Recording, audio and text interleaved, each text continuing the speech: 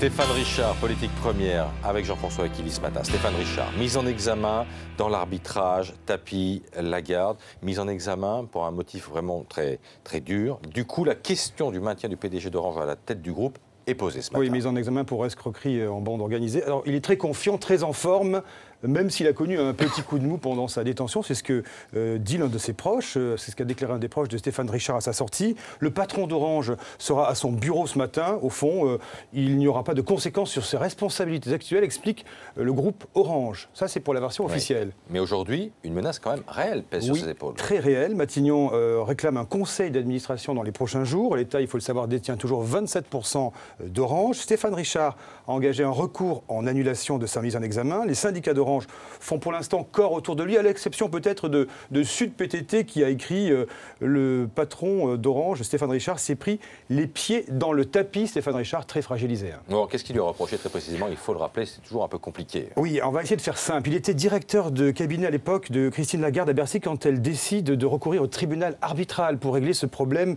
vous savez, du contentieux entre Bernard Tapie et le Crédit Lyonnais. Il n'est pas reproché à Stéphane Richard d'avoir initié la procédure, mais de l'avoir mise en œuvre. Selon certaines sources, lors de son audition, il n'a pas mis en cause l'Élysée de l'époque. C'est une des questions qui revient ce matin. Désormais, à qui le tour? Oui, vous la posiez tout à l'heure, à qui le tour? Les regards se tournent vers l'ancien secrétaire général de l'Élysée, Claude Guéant. A-t-il donné l'ordre? Et évidemment, en creux, il y a Nicolas Sarkozy, protégé par son immunité présidentielle. A-t-il lui aussi donné l'ordre de venir en aide à Bernard Tapie?